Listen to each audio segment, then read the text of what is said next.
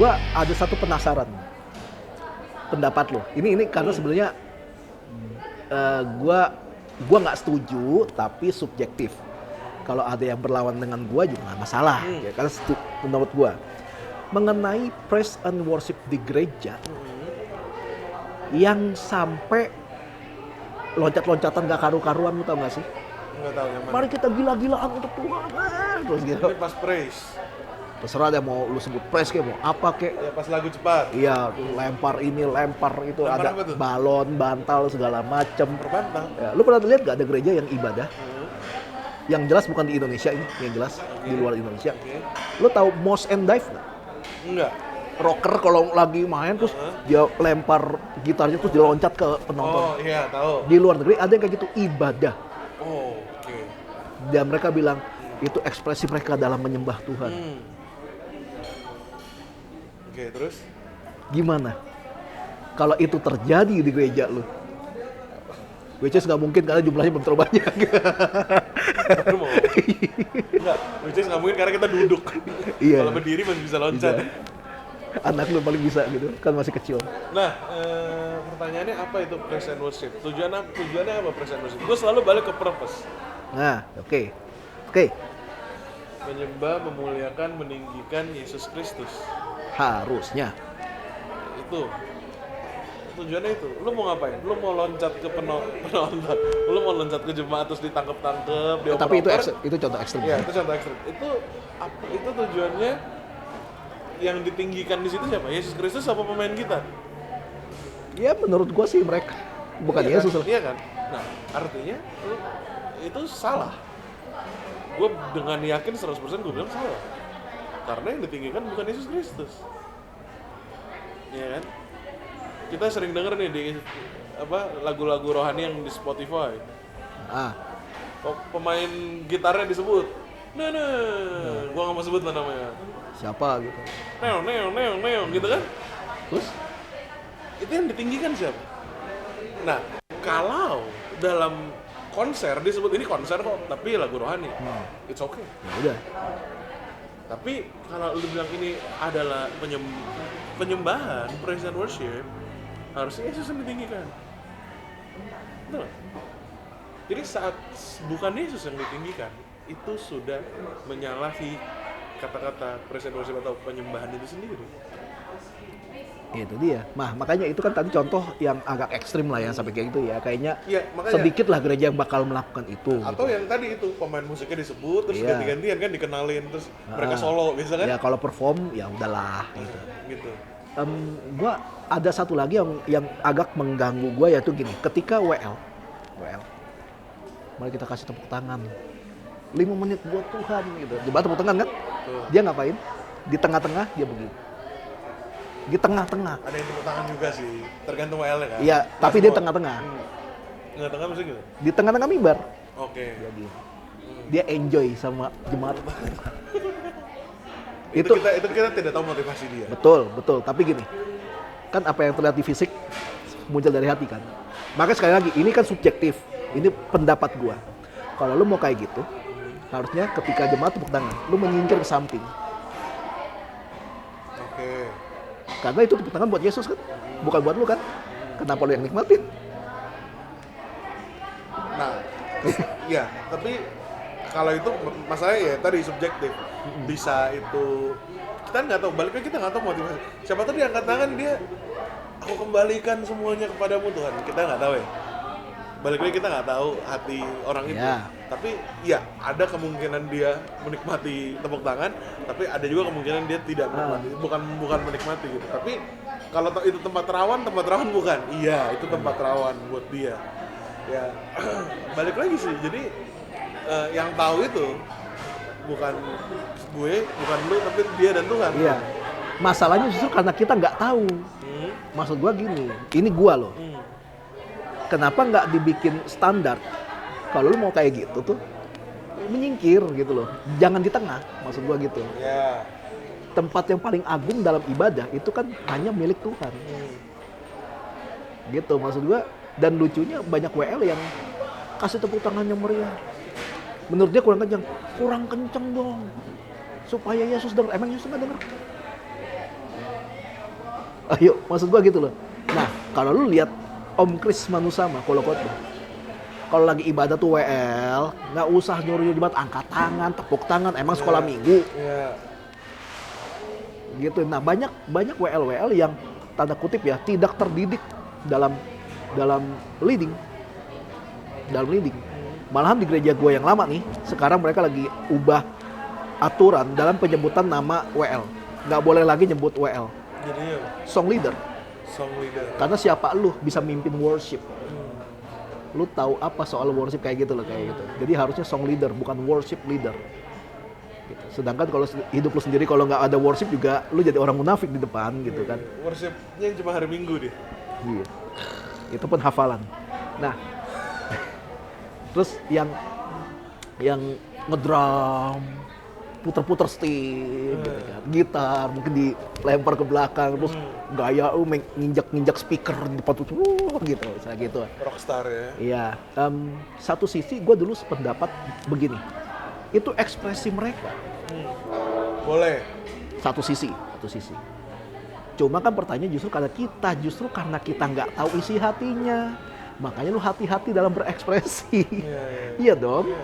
Iya kan? WL, singer, dan lu pernah lihat ada singer yang actionnya di mimbar melebihi WL? Itu lucu loh. Singer lebih dari WL. Oke. Gitu.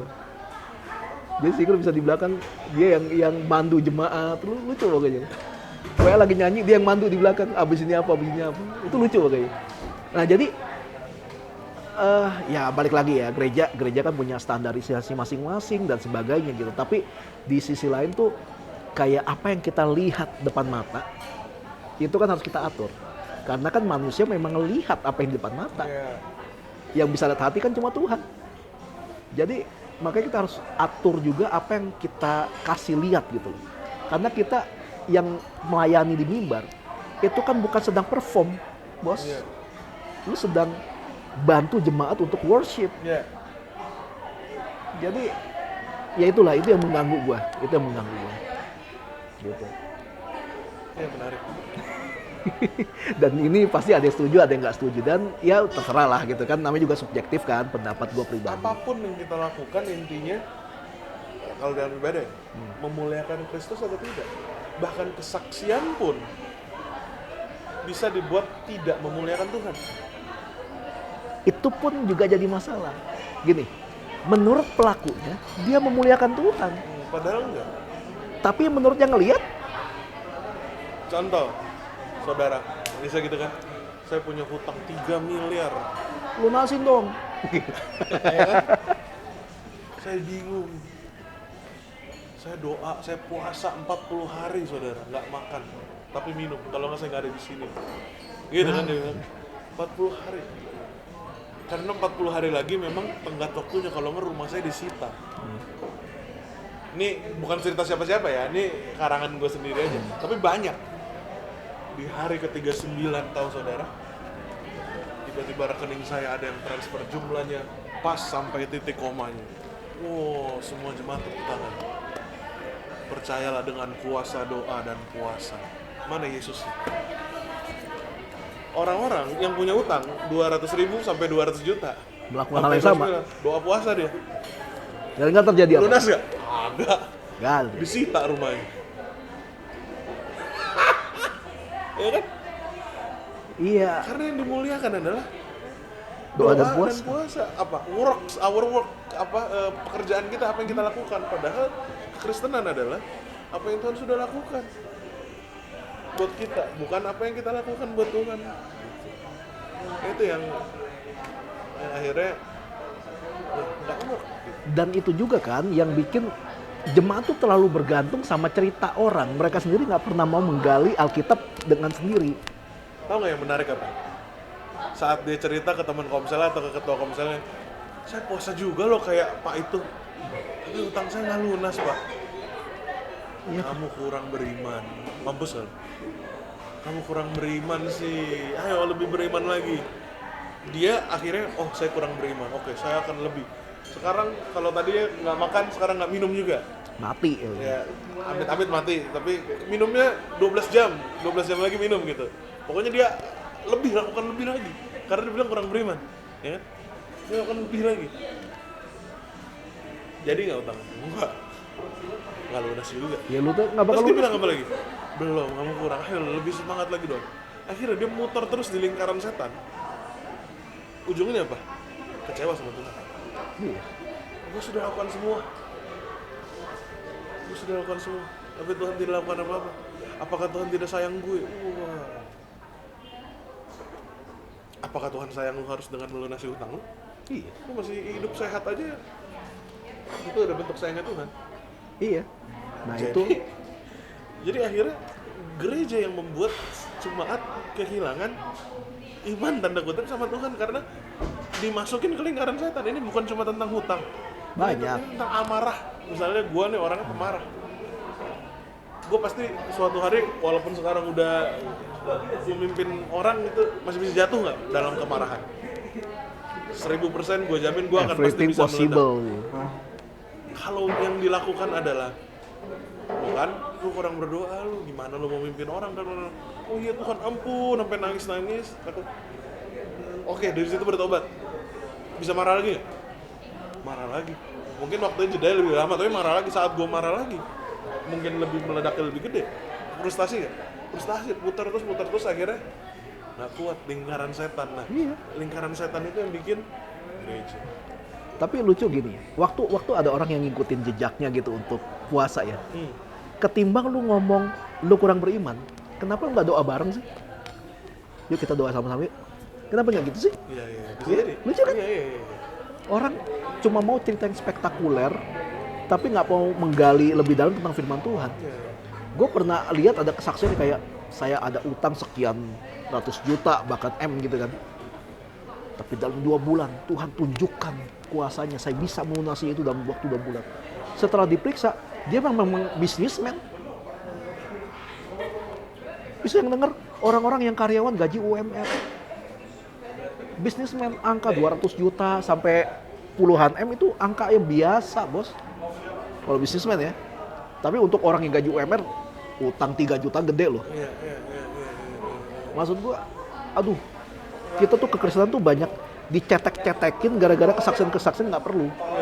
Makanya gua tuh di gereja ya, gua bilang gini, pokoknya ibadah itu adalah tentang kita menyembah Tuhan, mendengar firman Tuhan dan membawa persembahan. Itu gua tekenin nih.